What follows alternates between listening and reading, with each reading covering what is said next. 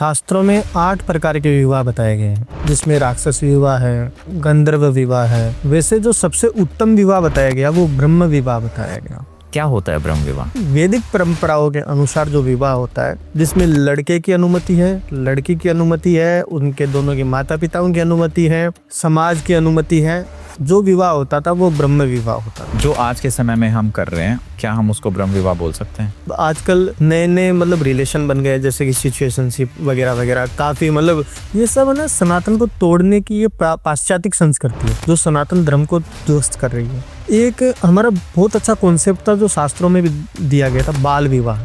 इन्होंने पाश्चात्य संस्कृतियों वालों ने आकर के बोला ये कुरीति है, कुरीति बोल करके इसे बंद किया गया। और शास्त्रों के अनुसार इससे उत्तम विवाह कोई नहीं था बाल विवाह से। तो 7 फेरे का ये कहाँ से प्रचलन हो गया? हमारी धर्म संस्कृति को बदनाम किया या बदला गया, जिसे बोलते हैं 7 फेरे। फेरे कभी 7 हुए नहीं थे, फेरे तो 4 होते हैं। नमस्कार दोस्तों, मैं समस्त एक नई वीडियो में आपका स्वागत करता हूँ। दोस्तों, शादी और कुंडली मिलान। शादी के समय कुंडली मिलान एक बहुत ही इंपॉर्टेंट प्रोसीजर है। हम सबका सनातन में कुंडली मिलान की एक अलग ही परंपरा है, लेकिन कुंडली मिलान के सही नियम क्या हैं, उसके सूत्र क्या हैं? हम गुण मिलान बोलते हैं। ये गुण मिलान क्या हमारी लाइफ में इफेक्टिव रहते हैं, या गुण मिलान के अलावा भी कुछ और चीजें करनी चाहिए? सनातन में 7 फेरों का भी विधान है। 7 फेरों से जुड़ी हुई क्या कहानी है, क्या उसके पीछे की साइंस है? आज का ये पूरा वीडियो कुंडली मिलान वैवाहिक जीवन के बारे में होने वाला है। मैं स्वागत करना चाहूंगा डॉक्टर अमित पारिक जी, जिनका वैदिक एस्ट्रोलॉजी में 15 ईयर्स का एक्सपीरियंस है। 50,000 प्लस लोगों का कुंडली विश्लेषण से उन्होंने जीवन बदल दिया। नमस्कार सर। नमस्कार। आज का जो वीडियो है वो हमने रखा है, जिसके बारे में हम बात करेंगे, कुंडली मिलान के बारे में बात करेंगे। गुण मिलान उसका एक इंपॉर्टेंट प्रोसीजर है। साथ में हमारा, अगर हम कुंडली के बारे में बात करें तो जो 7th हाउस है वो हमारा कितना इंपॉर्टेंट होगा। लेकिन इन सबसे पहले जो एक चीज निकल के आती है वो निकल के आती है ब्रह्म विवाह। क्या होता है ब्रह्म विवाह? शास्त्रों में 8 प्रकार के विवाह बताए गए हैं, जिसमें राक्षस विवाह है, गंधर्व विवाह है। वैसे जो सबसे उत्तम विवाह बताया गया वो ब्रह्म विवाह बताया गया। राक्षस विवाह में क्या होता था कि लड़की की अनुमति नहीं है, लड़का पसंद करता है, उसको हरण करके लेके जाना, ब्रह्म विवाह। गंधर्व विवाह में ये राक्षस विवाह होता था। पुराने समय में राक्षस ऐसे करते थे, ऐसे अगर कोई सुंदर स्त्री दिखी तो उसका हरण कर ले जाते थे। गंधर्व विवाह में क्या होता था, स्वयंवर। स्त्री अपने मन के अनुसार वर का चयन करती थी, स्वयंवर। स्वयं के द्वारा वर का चयन करना वो स्वयंवर। तो इन 8 विवाहों में जो सबसे ज्यादा उत्तम विवाह बताया वो ब्रह्म विवाह बताया गया। ब्रह्म विवाह यानी वैदिक परंपराओं के अनुसार जो विवाह होता है, जिसमें लड़के की अनुमति है, लड़की की अनुमति है, उनके दोनों के माता पिताओं की अनुमति है, समाज की अनुमति है, जो विवाह होता था वो ब्रह्म विवाह होता था। और अभी जो जिसमें अग्नि की साक्षी होती थी, ब्राह्मण की साक्षी होती थी, कुल पुरोहित की साक्षी होती थी, देवताओं की साक्षी में जो विवाह संपन्न होता था वो ब्रह्म विवाह कहलाया गया। जो आज के समय में हम कर रहे हैं, क्या हम उसको ब्रह्म विवाह बोल सकते हैं? जो अरेंज, मैं कोर्ट मैरिज की बात नहीं कर रहा हूँ, मैं बात कर रहा हूँ जैसे नॉर्मल शादी होते हैं, फेरे वगैरह होते हैं, हाँ, वो ब्रह्म विवाह में आते हैं। अब इस ब्रह्म विवाह में क्या होता था, आज के समय में ये पूर्णतः ब्रह्म विवाह नहीं बोल सकते। ब्रह्म विवाह में वर कन्या को और कन्या वर को सबसे पहले विवाह के अंदर ही देखती थी। आजकल पहले एक दूसरे को दिखा देते हैं, फोटो दिखा देते हैं, है ना, रिंग सेरेमनी में दिखा देते हैं, तो वो नहीं था उस ब्रह्म विवाह में। आपने देखा होगा दूल्हा और दुल्हन के एक यहाँ पर सेवरा बांधते हैं, जिसे हम सेवरा बोलते हैं, सहरा बोलते हैं। हाँ, वधु के भी होता है, वर के भी होता है। वर इधर बैठा है, वधु इधर बैठी है, तो दोनों के इधर इधर होता था। वो क्या होता था ना, आग की हिसाब बनता था। और ब्रह्म विवाह की जो पुस्तक है, जिसमें पंडित जी शादी करवाते हैं, उसमें वो आज्ञा करते थे कि वर वधु को एक बार देख लीजिए। उससे पहले देख भी नहीं सकते, आग के यहाँ होता था, वर के और वधु के।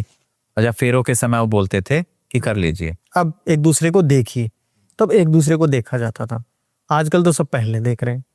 तो ब्रह्म विवाह भी पूर्णता नहीं है। यही कुछ रीजंस है जिसके कारण आज के समय में हमें डिवोर्स जैसी सिचुएशन बहुत ज्यादा देखने को मिली है। कई जगह बोलते हैं कि डाइवोर्स का हिंदी शब्द क्या है, कई तलाक है, वो तो उर्दू है। तो हिंदू धर्म में तो कोई ऐसा शब्द बना ही नहीं था, क्योंकि विवाह विच्छेद होते ही नहीं थे पहले। पहले डाइवोर्स थे ही नहीं कभी। सीता इतनी तकलीफ पाई, कभी छोड़ के नहीं गई। यदि छोड़ा भी तो भी एक पति रहकर ही छोड़ा। वाल्मीकि जी के आश्रम में गए, पति हमेशा राजा रामचंद्र जी रहे। तो कुछ चीजें ऐसी थी जो पुरातन काल में, जिनको यदि हम फॉलो करते आज तक, तो सबका वैवाहिक जीवन सुखमय होता। मैंने आज तक 50,000 कुंडलियां देख ली है। उसके अंदर जो 70% मेरे पास में केस आते हैं वो मैरिड लाइफ से रिलेटेड आते हैं।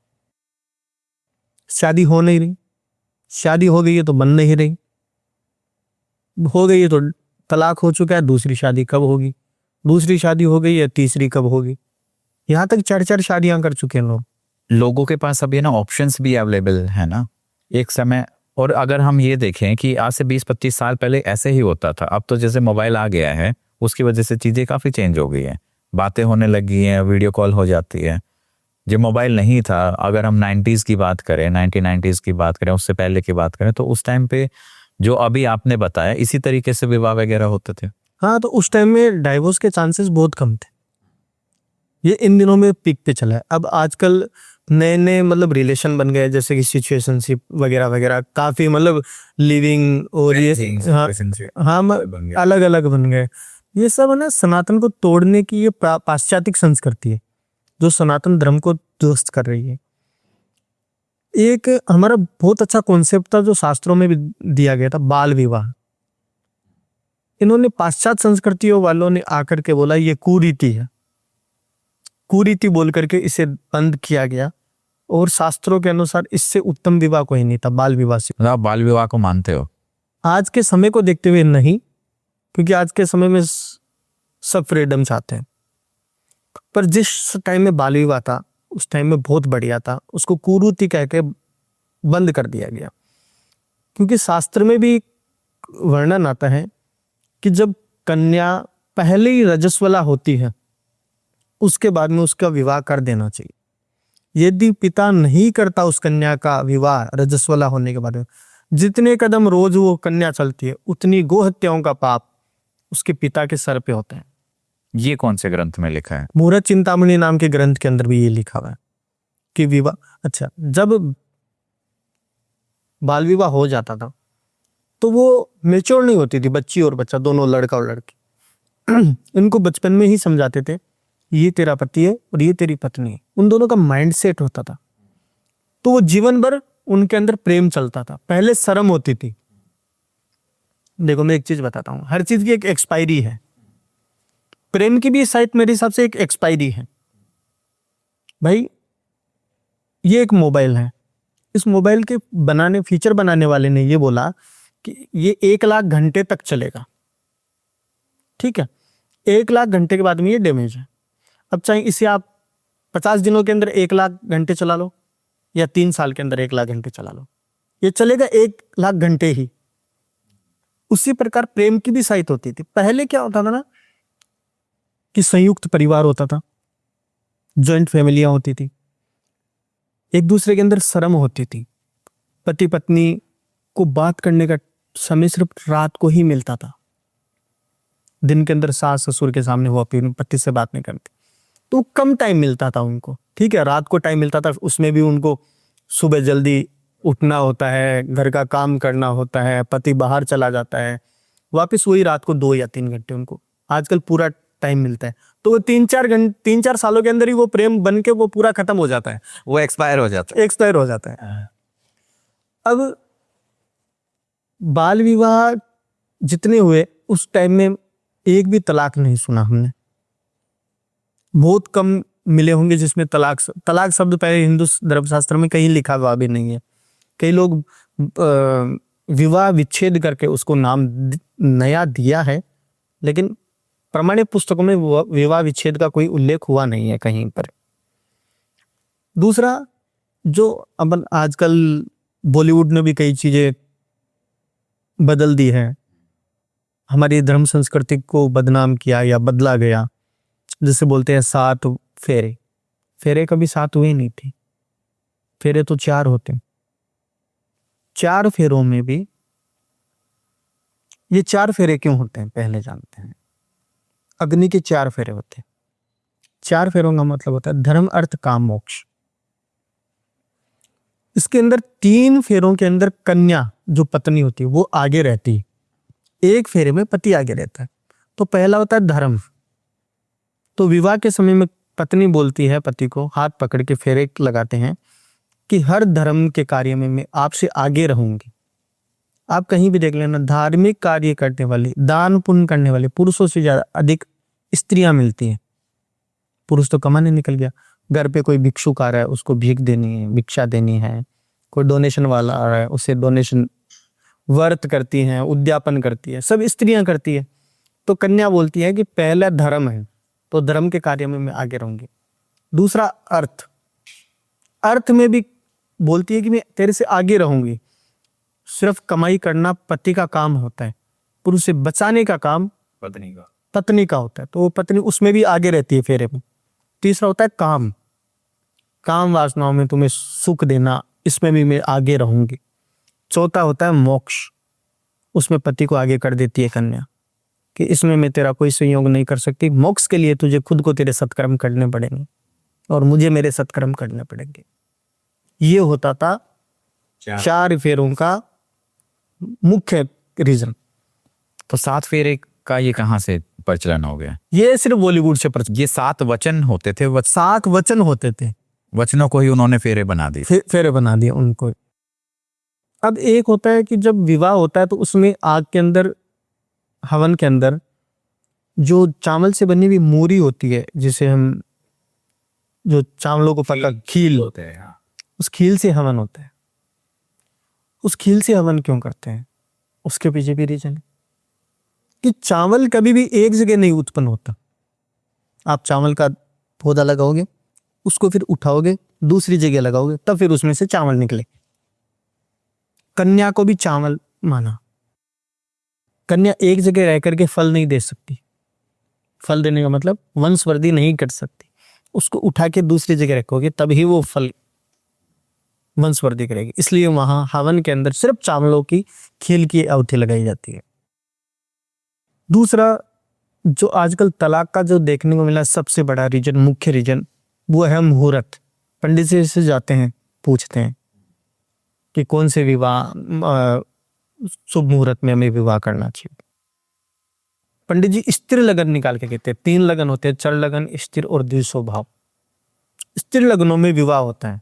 आजकल जो भी पंडित जी समय निकाल के देते हैं उस समय के अनुसार कोई भी व्यक्ति आजकल विवाह में नहीं बैठता। 95-98% जो है वो नहीं हो पाता, क्योंकि मान लो अगर मुहूर्त दिया रात को 10 बजेगा तो बारात ही 9 बजे पहुंचती है, तो वो सुबह के 3 या 4 हो जाते हैं। बिल्कुल। फोटोग्राफी में, क्योंकि आज के समय में इम्पोर्टेंस दे दी गई है पश्चात संस्कृति को। आपका स्टेज अच्छा होना चाहिए, वरमाला अच्छी होनी चाहिए। उसके बाद में पहले ये सब करते थे, वरमाला, आशीर्वाद वगैरह। हालांकि ये सब होता था पहले विवाह के बाद में। भाई आशीर्वाद आप किसको दे रहे हो? अभी तक तो ये कुंवारी हैं, एक दूसरे से शादी हुई नहीं। शादी तो तब होगी ना जब पाणिग्रह संस्कार होगा, एक दूल्हा सिंदूर डालेगा, उससे पहले ही सभी आशीर्वाद दे रहे हैं, वरमाला पहना रहे हैं। वरमाला का विधान भी ये है, फेरे लेने के बाद में वरमाला होती थी। सब कुछ उल्टा कर दिया। यही रीजन है आज के समय में तलाक होने का। आज से 1990 से पहले कभी भी तलाक नहीं थे। जैसे जैसे पश्चात संस्कृति अंदर आती गई हिंदुस्तान में, वैसे वैसे तलाक बढ़ते गए। नहीं, उस टाइम पे लोगों को एक्सपोजर नहीं होता था ना। नहीं, एक्सपोजर तो होते थे पहले भी। कौन अवेयरनेस नहीं था उस टाइम पे। जो महिलाएं थी वो इंडिपेंडेंट नहीं थी। नहीं, इंडिपेंडेंट बहुत ही अच्छी अच्छी, कल्पना चावला देखा आप। नहीं, बट वो बहुत रेयर है। लेकिन मैं गांव की भी बात करूं, ठीक है, तो उसमें वही था कि एक छोटा सा एरिया था, उसी में घर का काम करते थे। अब तो चीजें इतनी चेंज हो गई। नहीं, गांव के एरियाओं में, क्योंकि आज भी गांव में तलाक के कम मिलते हैं। क्यों? क्योंकि उन रिचुअल्स को माना जाता है। जो हमारी धार्मिक, सनातन धार्मिक जो सभ्यता है, उनको माना जा रहा है। अब कल परसों ही मैं शायद कोई रील देख रहा था, कोई एक लेडी थी, वो बता रही थी कि रात्रिकालीन विवाह कभी हिंदू धर्म में था ही नहीं। विवाह रात्रिकालीन जब से हुआ, जब से मुगल आए। बोले कि हमने हिंदुओं ने मुगलों से डर के रात को शादी की, क्योंकि दिन में पहले हमारा विधान था दिन में शादी करने का, तो दिन में मुगल उस लड़की को उठा करके ले जाते थे जिसकी शादी होती थी। ये सारा का सारा गूगल क्या है। शादियां हमारी प्राचीन काल से ही रात्रि में होती थी। उसका प्रमाण मिलता है शिव महापुराण में, देवी पुराण में, अग्नि पुराण में।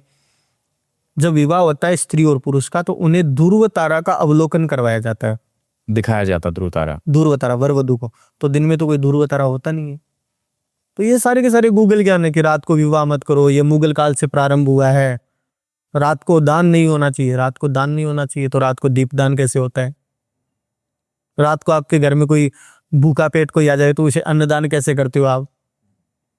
तो रात को दान मयूर नाम के ग्रंथ में रात्रि में कन्यादान भी बताया गया है।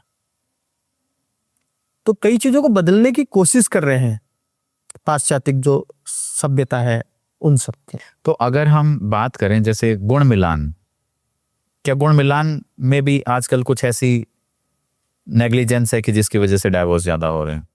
गुण मिलान एक कुंडली का एक छोटा सा हिस्सा है। सिर्फ आप गुण मिलान कर रहे हो तो मैं कभी नहीं बोलूंगा कि शादी सक्सेस हो गई। 36 के 36 गुण मिलने पर भी शादियां टूट रही है। गुण मिलान का मतलब यही है आपकी स्वभाव को दर्शाना। सिर्फ स्वभाव से आज के समय में नहीं होता। पहले के समय में सिर्फ यही देखते थे लड़का और लड़की का स्वभाव मैच होना चाहिए। आजकल एक्सपेक्टेशन बहुत ज्यादा हाई हो गई, लड़के हो चाहे लड़कियां हो। तो उसके लिए गुण मिलान ही काफी नहीं है, उसमें पूरी कुंडली का एनालिसिस होना चाहिए दोनों की। जैसे कि सबसे पहले लगन, लड़का की लगन और लड़की की लगन को मैच कराना चाहिए कि उसके राशि और इसकी राशि दोनों मित्र है या नहीं। क्योंकि लगन आपका स्वभाव होता है, आपकी मानसिकता को दर्शाता है। उसके बाद में लड़का और लड़की दोनों की सेकंड हाउस को मैच कराना चाहिए। धन, ये एक बहुत बड़ी कड़वी बात बोल रहा हूं, कई बार डाइवोर्स के कारण पैसा भी होता है। पैसा होता है डाइवोर्स का कारण, हाँ। कि मेरे पति कमाते नहीं। एक कहीं से सुना था मैंने, बहुत अच्छी लाइन लगी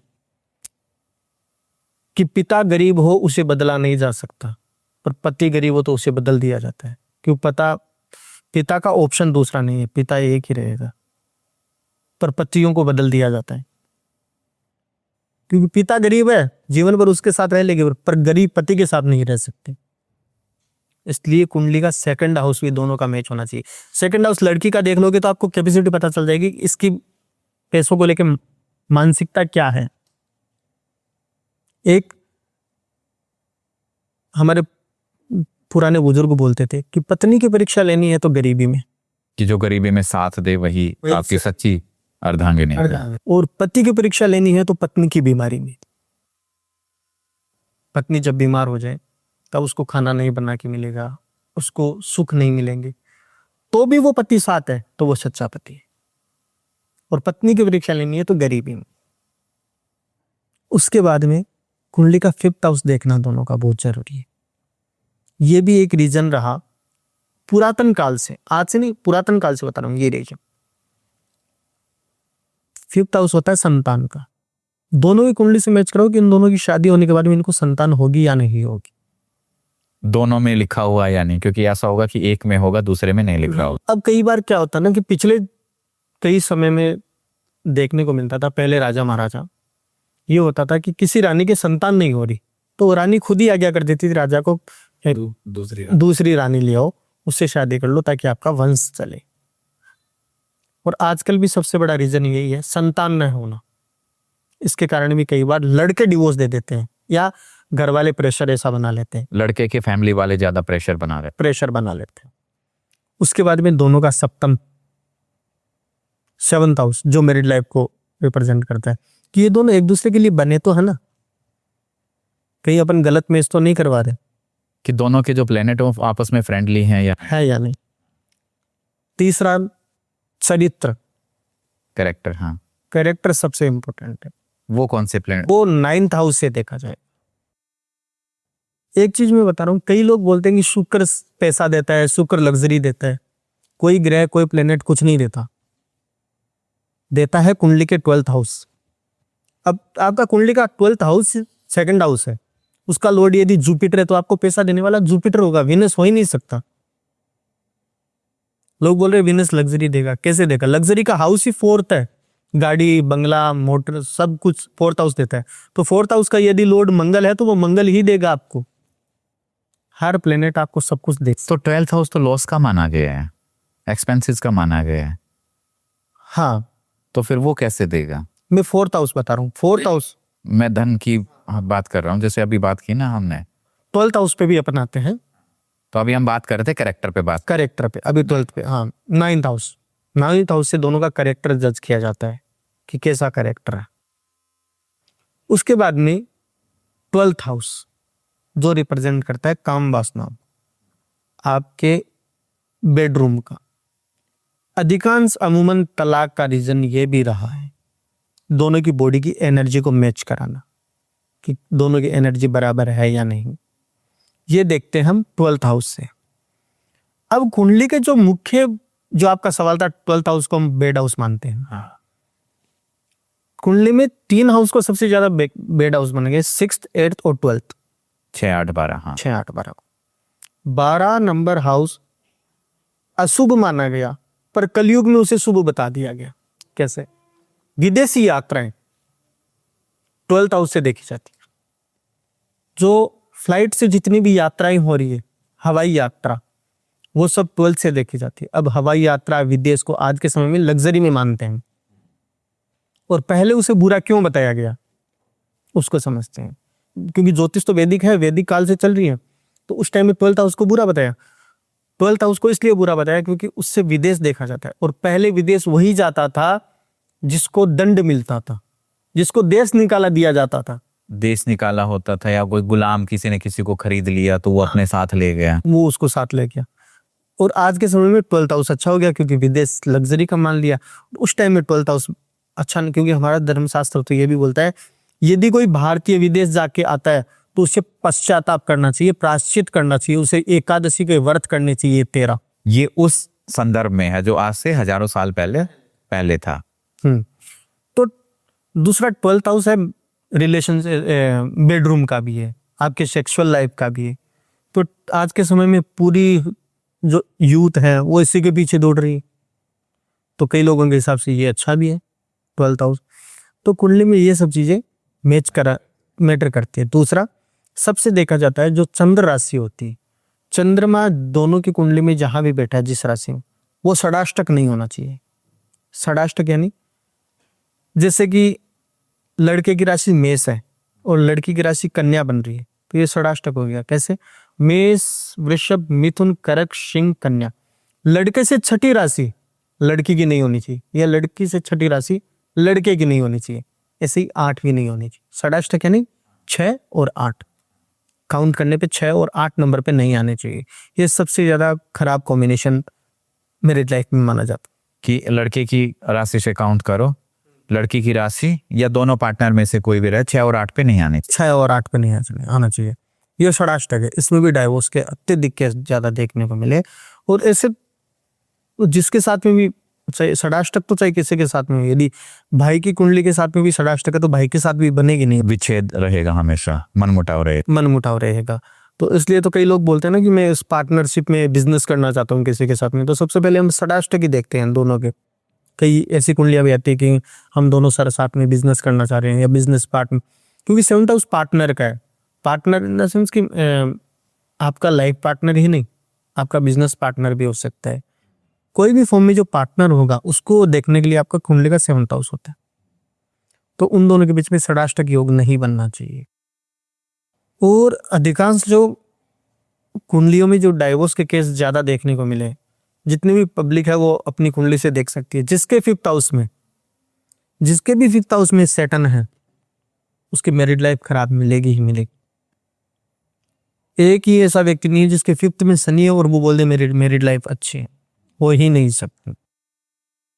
क्योंकि शनि को कई लोग खराब ग्रह बताते हैं, अशुभ बताते हैं। मैं शनि को सबसे अच्छा मानता हूं। शनि खराब होता ही नहीं, स्थान वृद्धि करो शनि, स्थान की वृद्धि करने वाला प्लेनेट है शनि तो, पर शनि की दृष्टि खराब है। शनि जहां बैठता है वहां अच्छा करता है, पर जहां देखता है वहां खराब होता है। तो 7-3-10 की उनकी दृष्टियां होती है। शनि जब 5वें घर में बैठता है तो तीसरी दृष्टि 7वें को देखेगा। 7वें को देखेगा, और जहां भी शनि की दृष्टि पड़ती है उस चीज को वो खत्म कर देता है या उसका सुख कम कर देता है। अब इस बात पे मुझे याद आ गई, एक शनि की दृष्टि खराब क्यों है, इसके पीछे भी एक बहुत बड़ा रीजन था, और ये भी चीज यूट्यूब के ऊपर कहीं नहीं बता रखी लोगों ने। गणेश जी की गर्दन कटी थी, भगवान महादेव ने काटी थी, वो शनि की दृष्टि के कारण कटी थी। रावण की लंका जली थी, वो शनि की दृष्टि के कारण जली थी। क्यों जली, और शनि की दृष्टि अशुभ क्यों बताई गई?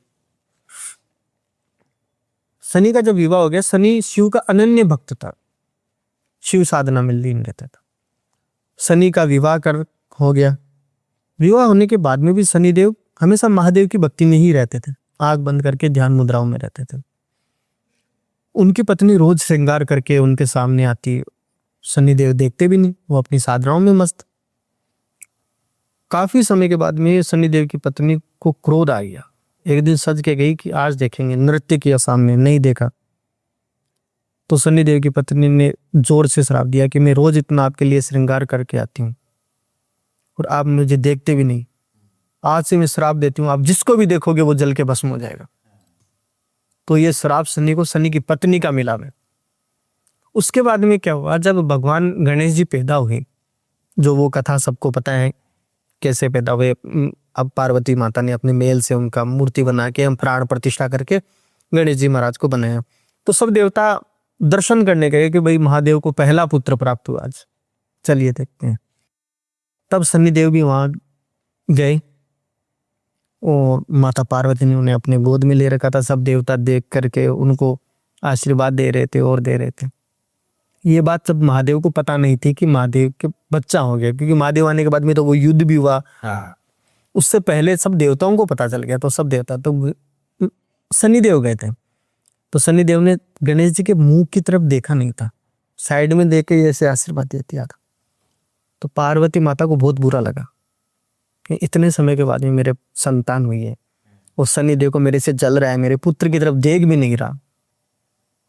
तो पार्वती ने बोला कि शनिदेव, पहला पुत्र प्राप्त हुआ है और आप इसे देख भी नहीं रहे।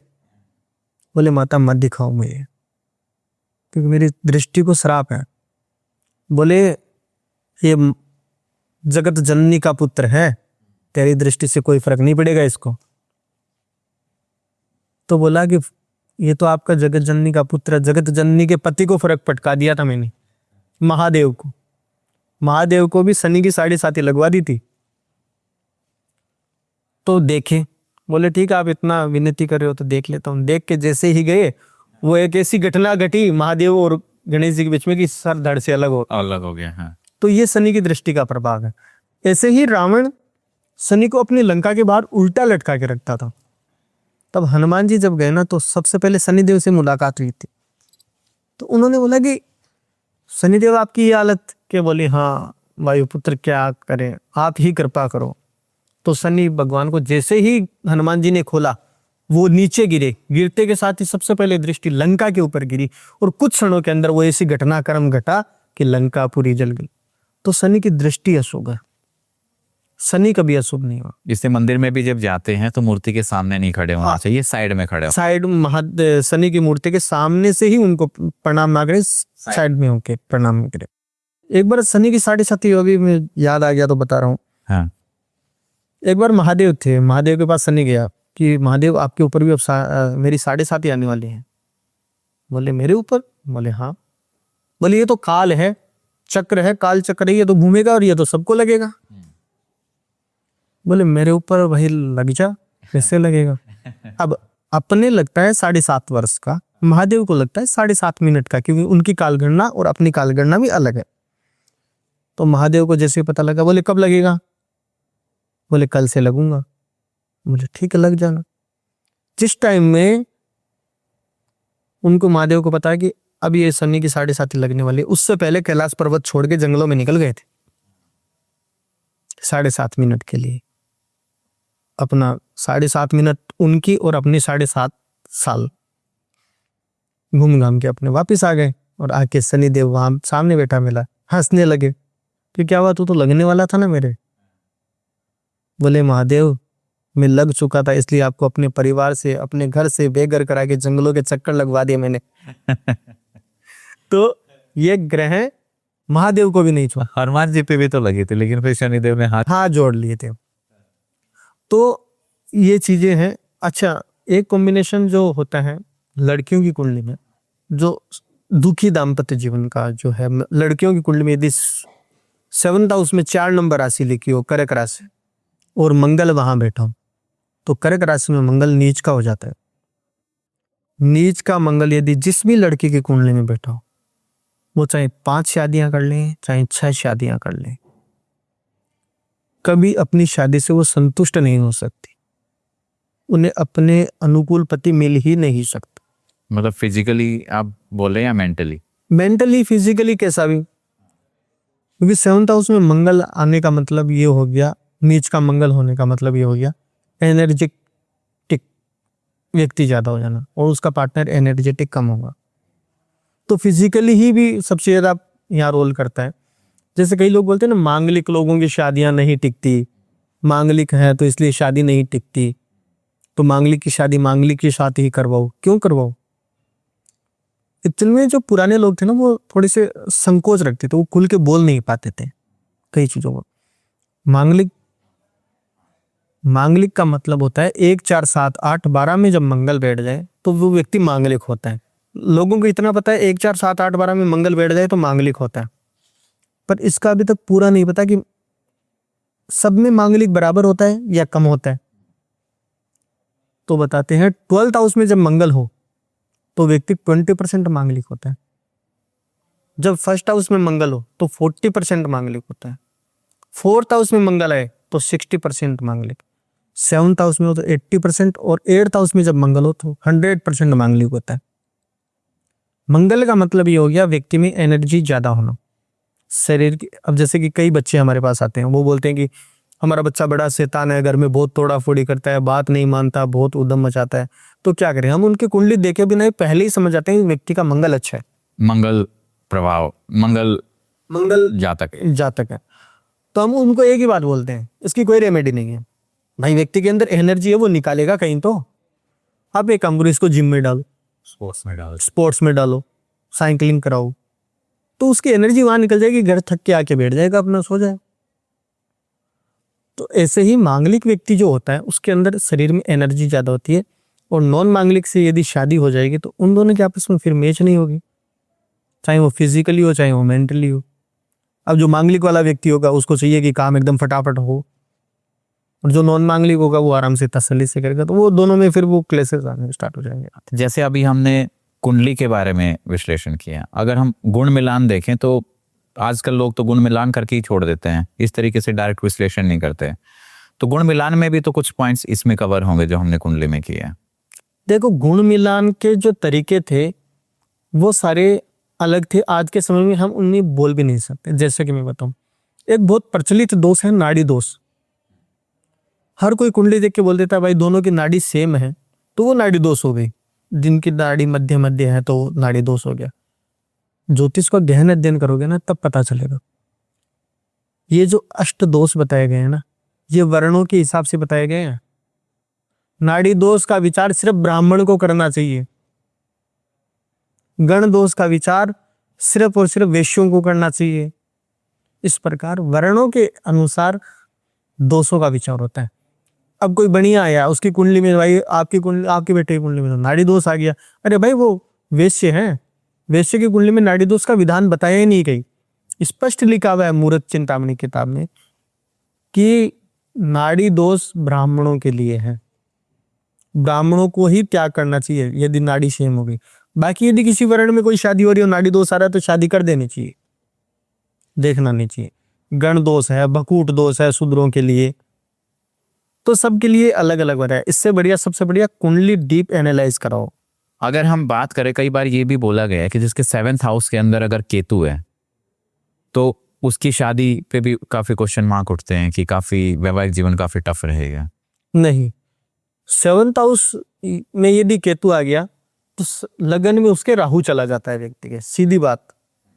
और जिसके लगन में राहु चला गया उसकी प्रवृत्ति राहु वाली हो जाती है, झूठ बोलना, फरेब करना, ओवर स्मार्ट समझना अपने आप को, तो उनकी मैरिड लाइफ तो डिस्टर्ब होगी। यदि सामने वाला कोई चंद्र लगन का कोई व्यक्ति आ गया तो, या चंद्रमा टाइप का कोई व्यक्ति मिल गया, और वो लगन राहु जिसके लगन में हो गया वो राहु प्रधान व्यक्ति हो गया, और यदि उसकी पार्टनर चंद्रमा वाली मिल गई, वो सौम्य होगी, वो इमोशनल होगी, राहु वाला प्रैक्टिकल होगा, तो आपस में उसका केतु से रिलेट नहीं कर रहे हम वहां। केतु तो बड़ा स्पिरिचुअल ग्रह है भाई, स्पिरिचुअल ग्रह हम जुपिटर को मानते हैं, ज्ञान का ग्रह जुपिटर है, पर उससे 4 गुना जो ज्ञान, गूढ़ ज्ञान है वो केतु के पास।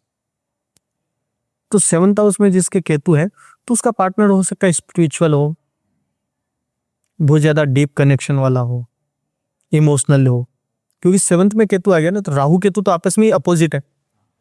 वो ऊपर का सर है तो वो सिर्फ माइंड से सोचता है, केतु है वो दिल से सोचता है, तो उसको तो सीधा हो गया ना कि इसका लगन में राहु है, तो ये तो पूरा माइंड से सेट है इसको सिचुएशन पड़ने पे झूठ भी बोल देगा, गधे को बाप भी बना लेगा। पर नीचे जो बैठा है ना वो 7th हाउस में केतु, तो इसका पार्टनर सात्विक होगा और स्पिरिचुअल होगा, इमोशनल होगा, तो आपस में बॉन्डिंग ऐसे बनेगी नहीं उनकी। जो सबसे ज्यादा खराब बताया ना मैंने मैरिड लाइफ में, 5th हाउस का शनि, सबसे ज्यादा डाइवोर्स। लगन कोई भी हो लेकिन उसकी दृष्टि 7th पे आए 7 पे आएगी तो आपके जीवन में चैलेंजेस आएंगे। अब वो डाइवोर्स तक जाती है नहीं जाती, वो बहुत सारे जाएंगे ही, चाहे कोई से योग बन रहे हो जाएंगे ही। और यदि किसी कुंडली में, लड़की के कुंडली में शुक्र और मंगल के योग साथ बने हुए, तो उसके हमेशा एक्स्ट्रा मैरिटल अफेयर देखने को मिलते हैं। शादी के बाद में वो एक पति के साथ सुख ही नहीं रह सकती या सुख का अनुभव नहीं ले सकती, पर एनर्जी ज्यादा, एनर्जी हाई एनर्जी वाले होंगे। और वहीं अगर वीनस मार्स और राहु अगर एक साथ हो जाएं, शुक्र राहु और मंगल, हाँ, तो ये भी एनर्जी बहुत, ये तो विस्फोटक बन गया। फिर मंगल और राहु दोनों भी अंगारक योग बन गए, हो गया, शुक्र उसके अंदर आ गया, शुक्र उसके अंदर आ गया, तो फिर काम वासनाओं के कारण ऐसे व्यक्ति तो बहुत ज्यादा जलील भी देखने को मिलते हैं।